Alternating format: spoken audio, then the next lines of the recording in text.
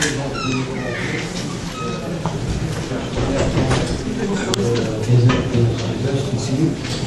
le représentant du ministère de l'Agriculture et de l'Agriculture, nos professionnels, bonjour.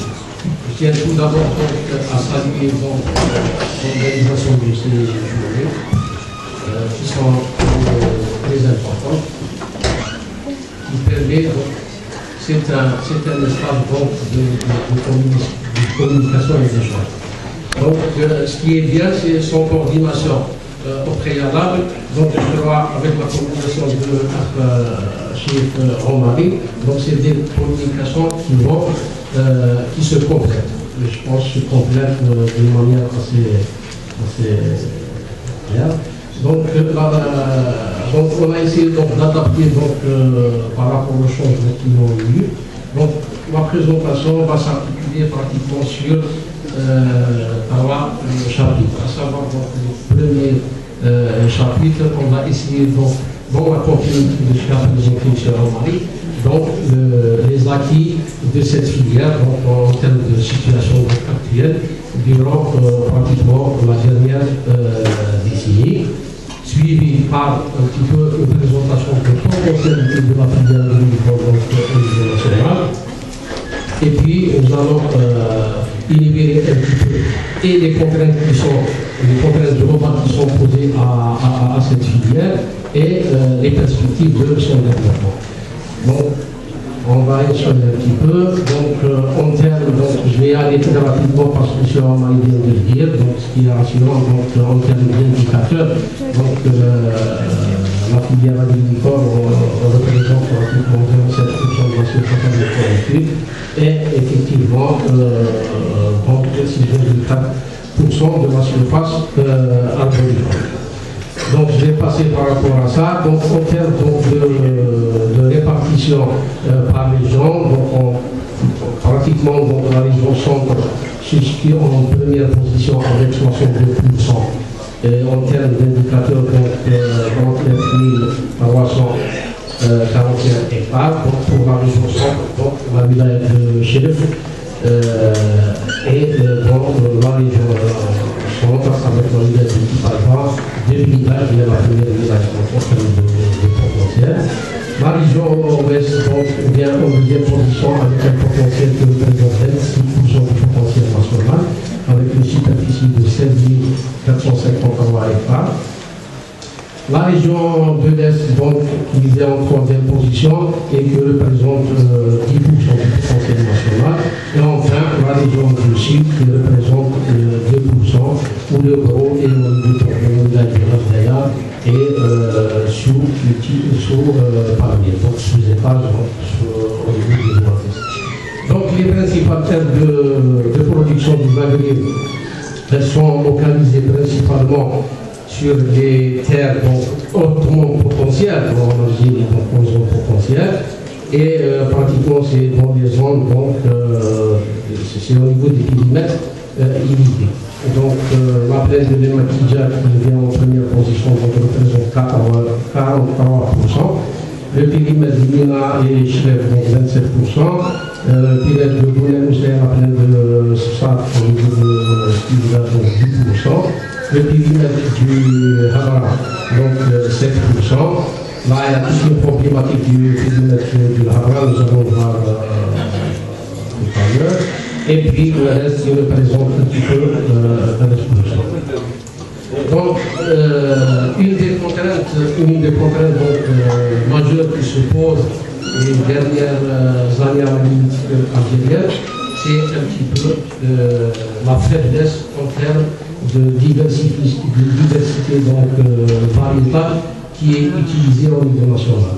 Donc je pense qu'on a fait l'effort d'essayer de donner des chiffres plus indicateurs et plus simples à dire. Donc effectivement, nous voyons une concentration, plutôt une dominance des orangers qui représente 72% du potentiel national. Et au sein de cette dominance, on a une dominance d'une variété, la Washington Label, avec un peu de la consommation. Donc, en deuxième position viennent les clémentiniers et les mandariers avec un taux de 20%, mais là également, malheureusement, on a une dominance donc, des clémentiniers et avec une seule variété, la variété Pauline ou la variété 2749. Donc là, il y a pu signaler et de saluer au passage donc, des efforts de certains leaders au niveau national, professionnels et opérateurs qui sont en train d'améliorer un petit peu cette situation en introduisant donc de nouvelles variétés sur le verger national. Enfin, il faut noter donc avec 4440 hectares de citronniers qui représentent 6%, donc et avec la prédominance également d'une seule variété à savoir le Richard, et c'est-à-dire c'est un indicateur où en termes de citronniers, donc on est dans une situation très faible par rapport à ce qu'il pouvait y avoir. Donc l'analyse de cette structure variétale, donc on peut dire que premièrement il y a une prédominance, comme je viens de dire, des variétés précoces, chose qui est positive, qui assure une disponibilité de fruits au moment où l'étalage de fruitier est réduit. Mais quelque part c'est malheureux de voir avec la présence d'une gamme assez variée en termes d'étalement, la diversité n'y est pas. Deuxième élément de l'analyse de la variété, donc il y a une faiblesse des variétés de saison qui devrait assurer la soudure entre les variétés précoces et celles des tardives. Là, il faut signaler qu'il y a une régression par rapport aux années 60, 70 jusqu'au début de l'année 80, il y a une régression en termes de positionnement de variétés de saison au niveau du verger agricole national. Le troisième élément de l'analyse, c'est qu'il y a une faiblesse des superficies des variétés tardives qui devrait permettre un échelonnement de la disponibilité des agriculteurs jusqu'à la fin du mois de juin, voire même jusqu'au mois de juillet. Donc, là également, donc, avec la présence d'une gamme assez variée, c'est une autre faiblesse de la filière agricole nationale. Et enfin, une faiblesse des superficies réservées aux citronniers et aux pommiers. On va essayer donc de voir un petit peu les indicateurs. Donc là où on arrive dans ces réalités, effectivement, donc, en termes de production, donc nous enregistrons actuellement une production de plus de 12 millions de quintaux, avec un rendement quand même qui est national, un rendement national qui dépasse les 200 quintaux hectares, avec toujours donc, une dominance, donc nous aurons avec plus pratiquement presque 9 millions de quintaux, et avec des rendements également de 215 quintaux hectares, ce qui représente 74% de la production nationale. C'est beaucoup. Les clémentiniers, donc avec un peu plus de 1 million de quintaux, 1 200 000 quintaux, avec des rendements de 186 quintaux hectares, qui représentent un peu plus de 10%. Les mandariniers, très faibles, donc avec 308 000 quintaux et le taux de 200 barils, avec un taux de 2,5. Il y a les citronniers, donc avec un peu plus de 500 000 quintaux et des rendements de 207 hectares, qui représentent donc un peu plus de 4%. Et enfin, le Posido, qui est pratiquement, j'allais dire, presque absent, avec une production de un peu plus de 15 000 quintaux, avec des rendements quand même assez importants par rapport aux autres groupes de cyclistes, avec 228 quintaux hectares, mais représente à peine 0,09% du potentiel nationalement. Le premier, on est pratiquement à 80 hectares, un peu plus de 80 hectares de superficie. Là, c'est un petit peu, donc, un peu ce que je viens de dire. Je vais essayer de partir à la prochaine diapo. Donc, j'ai essayé de donner un petit peu un aperçu. Cette diapo va être suivie par donc, une diapo qui va donner un petit peu de cours. Donc, voilà l'évolution entre 2001 et 2003 en termes de superficie, production et rendement. Donc, nous voyons donc en 2001-2002, nous étions sur une surface totale de 40 640 hectares. On est passé à 62 902 hectares en 2006-2007. Et on est actuellement en 2013 à 64 771 hectares. Donc on remarque aisément qu'il y a eu quand même entre 2001, 2002 à 2006-2007 quand même des plantations assez appréciables qui ont été réalisées. Par contre, on sent là il faut un petit peu alerter ou peut-être l'administration locale. Entre 2006-2007 jusqu'à 2013, il y a un ralentissement de renouvellement ou de plantation. En termes de production, donc, également entre 2001 et 2002, donc, on était à 4 699 000 quintaux. On est passé en 2006-2007 à 6 800 000 quintaux. Et puis de 6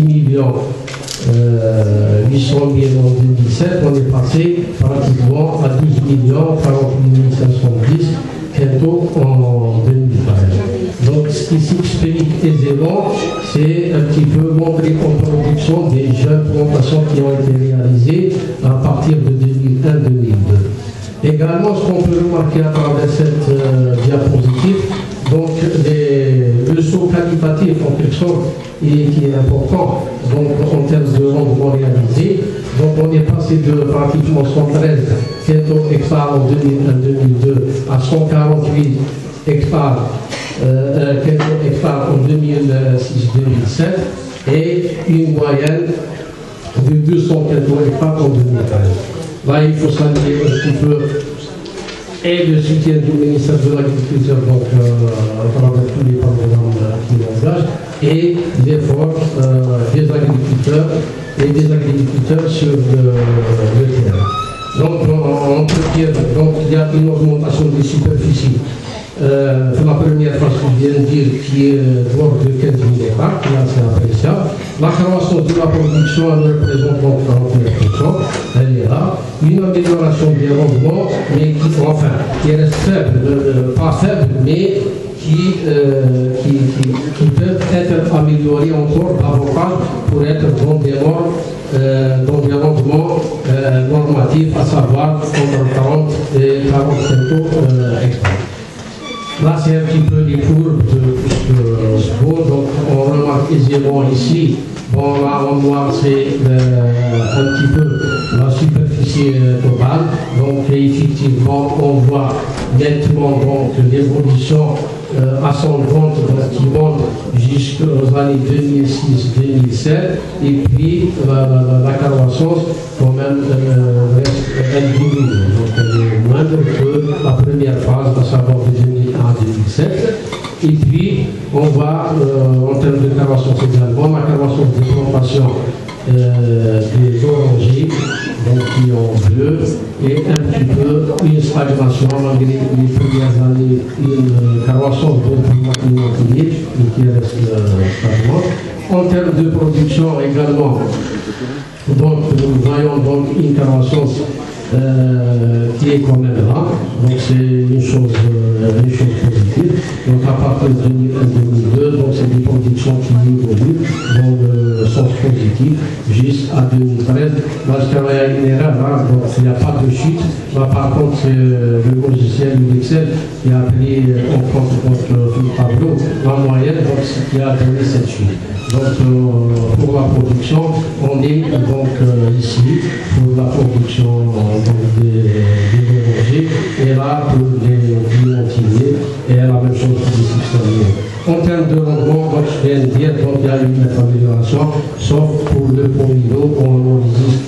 C'est dû un petit peu par rapport à l'entretien de plantation et un petit peu à la condition climatique.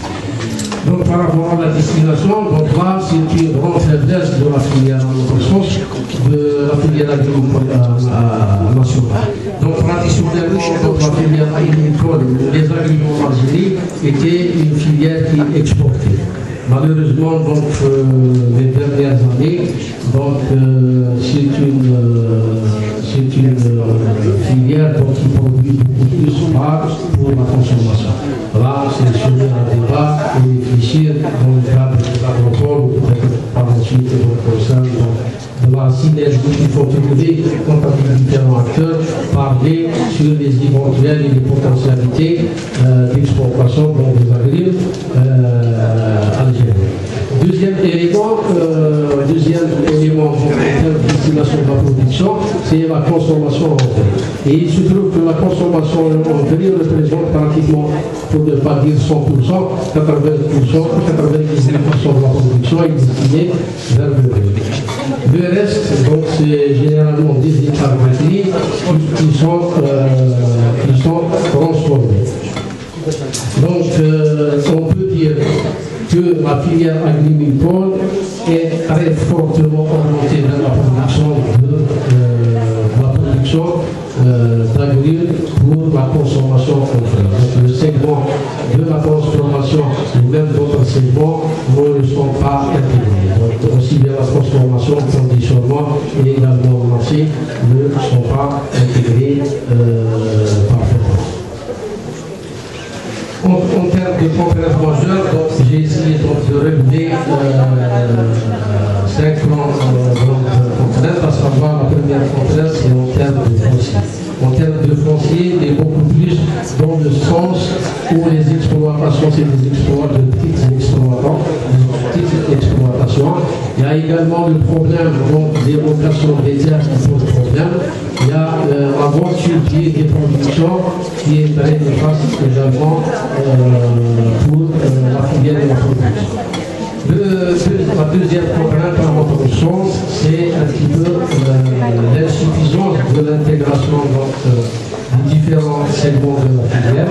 Et effectivement, c'est avéré, M. Armand l'a dit tout à l'heure, donc il y a une insuffisance de concertation entre les acteurs et les opérateurs, aussi bien en amont qu'en aval de la filière, et pratiquement, donc, on peut dire, il y a une inexistence de l'interprofession. Là, il faut signaler que le ministère de l'Agriculture est derrière l'encadrement de l'organisation des conseils d'interprofession au niveau local, au niveau régional et au niveau national. Et puis la quatrième contrainte de taille, c'est le vieillissement ou le renouvellement long du verger.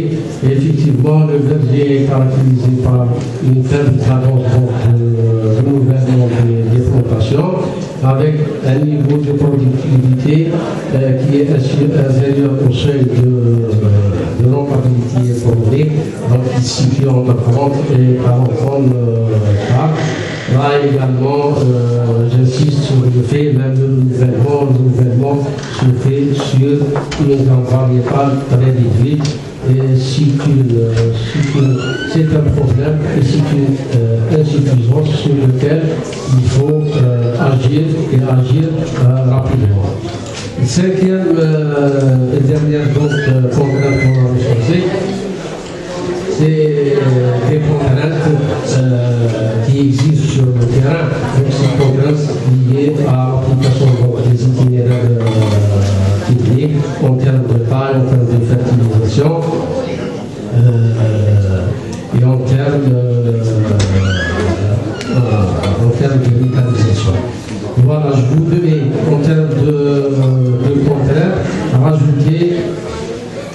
et une problème principale qui est liée par rapport aux agressions aussi bien politiques qu'à politique. Donc, on a le titre de pays dans le bassin méditerranéen, donc on a l'agriculture algérienne et sujette à des risques de menaces, donc de maladies virales et aphytoptera. Il faut être très vigilant et je pense que les collègues bien privés vont aborder cet aspect. Et en termes d'agression aquatique, donc il y a la disponibilité des ressources hydriques qu'il faudrait prendre en compte, parce qu'il y a une rareté d'une part, il y a une mauvaise application des irrigations, parce qu'il y a de fortes pertes qui sont dues soit aux réseaux qui sont défectueux et principalement à l'utilisation d'une irrigation traditionnelle, donc consommatrice de beaucoup d'eau. Donc, comment intervenir? Donc, en termes de potentialité, nous voulons que la filière agricole possède des normes potentialités. En termes de position et de positionnement, c'est pratiquement les aides de production se trouvent en zone hautement potentielle, ce qui est positif. Sur le plan administratif, pratiquement, elle couvre plusieurs villages du Nord. En termes de relief, c'est généralement au niveau des plaines et des périmètres irrigués. Deuxième potentialité importante, c'est le potentiel agricole ou de ressources naturelles. Donc on a une panoplie de sols très fertiles avec des pentes faibles de des conditions climatiques qui sont très favorables à l'agriculture et on a des ressources hydriques qui sont assez appréciables mais qu'il faudrait utiliser d'une manière rationnelle. En termes d'infrastructure, donc on a pratiquement toutes les villages agricoles se situent autour de tissus ou réseaux routiers très importants. Il n'y a pas d'enclavement. En termes d'infrastructure, toujours l'existence de plusieurs marchés de gros. On peut en citer 5, donc à Chemoudré, il y a Fatba, il y a le Bouffadik, le Kalitours, et j'en passe. Donc il y a des marchés de gros. Il y a quand même une capacité de mobilisation et de captage des eaux qui est assez importante. Des nappes phréatiques également appréciables donc pour les forages. Et également donc, en Algérie, donc, les zones agricoles sont souvent à proximité des ports et aéroports. En termes pour rejoindre un petit peu les diètes des fonds dont a parlé Romari.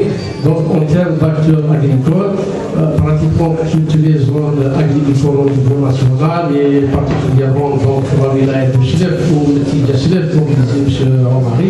Donc on a un réseau d'instituts, de stations, des instituts du ministère de l'Agriculture, plus des universités, comme l'université de Hassib Aboulouali.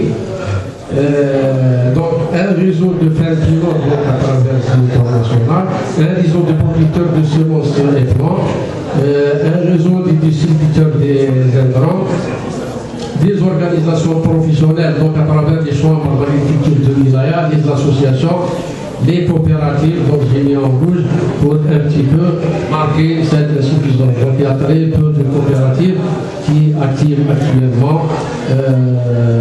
particulièrement dans la filière agricole. Et enfin, un réseau de transformateurs et de conditionneurs des produits agricoles et agroalimentaires. Mais là, ils sont versés beaucoup plus dans l'import et les dilutions et pas sur une production nationale donc, de fruits. C'est une autre faiblesse.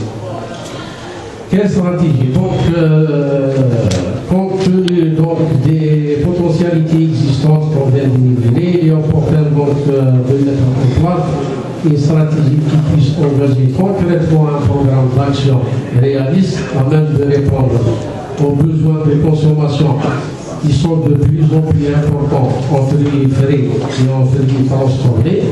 Là, surtout, c'est par rapport aux produits transformés sur lesquels il faut travailler. Deuxièmement, améliorer la qualité du produit à des concurrentiels. Assurer une disponibilité de fruits frais par un étalon de la gamme variétale et qui peut permettre la présence du produit frais sur pratiquement 9 mois sur 12. Comment intervenir? À notre sens, il y a deux niveaux d'intervention. Premier niveau d'intervention, il faut agir sur le verger existant déjà. Une intervention qui sera basée sur 3 éléments essentiels. Le premier, c'est l'arrachage des plantations improductives. Là également, il faut avoir, il faut chercher avec précision les superficies des vergers qui sont improductifs, soit pour des raisons sanitaires, soit pour des raisons notamment de longévité économique qu'il faudrait relever. Le deuxième élément, il faut y aller vers le renforcement davantage de l'itinéraire technique. Et enfin, une gestion raisonnée de l'irrigation. Donc, en termes de gestion raisonnée de l'irrigation, je crois même au niveau des professionnels, il y a des expériences qui ont montré l'efficacité de la reconversion du système d'irrigation du système traditionnel vers le goutte à goutte et qui donne de parfaits résultats, et que c'est des vergers qui donnent pratiquement des rendements et meilleurs rendements au niveau national actuellement. Le deuxième niveau d'intervention concernera l'intensification et le développement du verger national, donc par les nouvelles plantations. Il doit être basé à notre sens donc sur un programme de développement concerté. Là, on insiste sur la concertation. Il faut que les professionnels, les agriculteurs, notamment, prennent la part essentielle dans aussi bien la réflexion et la réalisation du programme que dans la mise en œuvre sur le terrain. Il faut qu'il y ait un choix des zones et des communes de développement réfléchi. Il faut qu'il y ait un choix du matériel végétal adéquat en termes de variété et de porte-greffe. Très bien, donc pour les produits frais et produits transformés, un nouveau mode de conduite donc raisonné, il faut vulgariser les densités, les bonnes pratiques du système d'irrigation.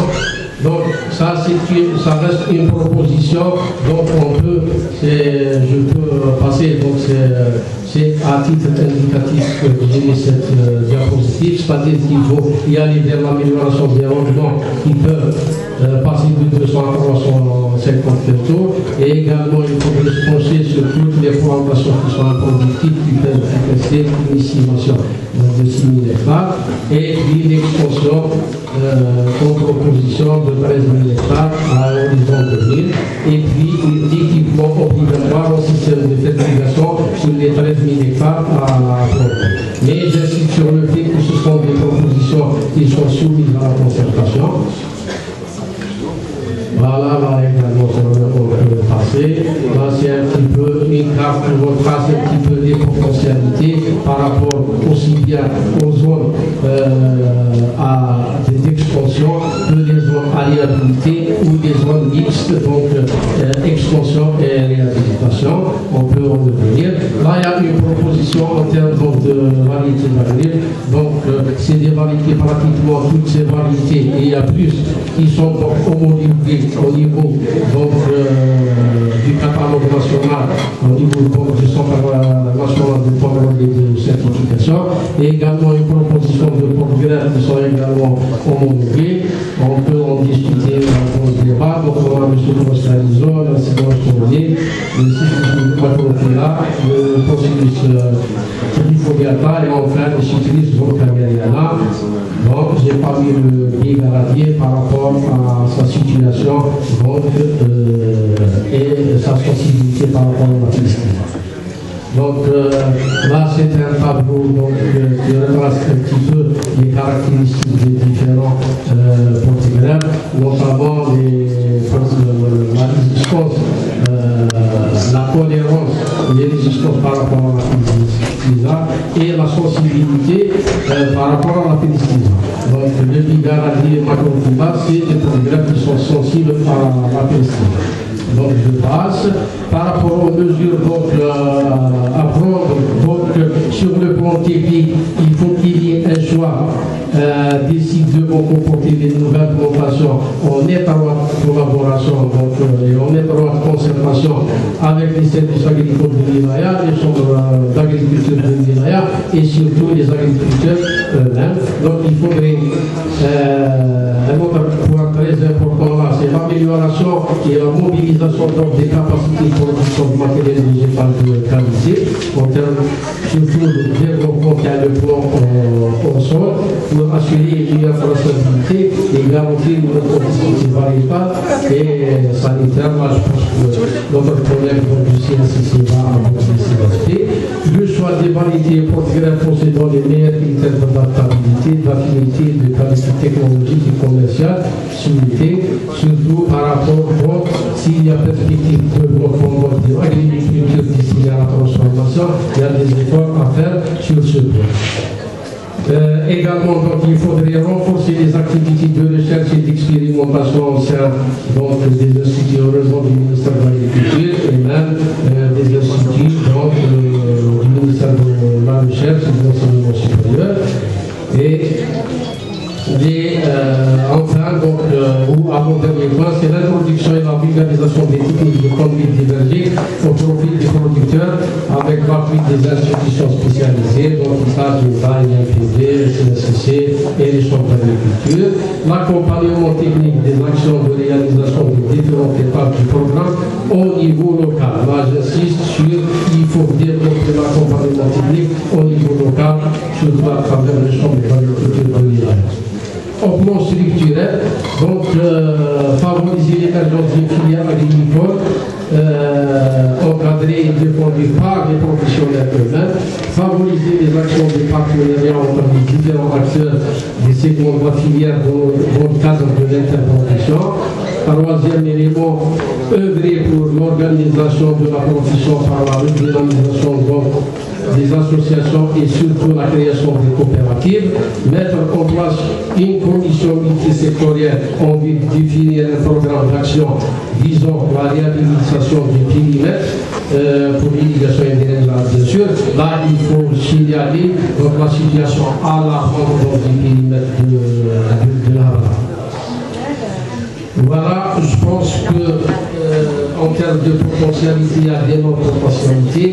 En termes d'efforts, il y a énormément d'efforts qui sont réalisés de manière individuelle, je vais dire.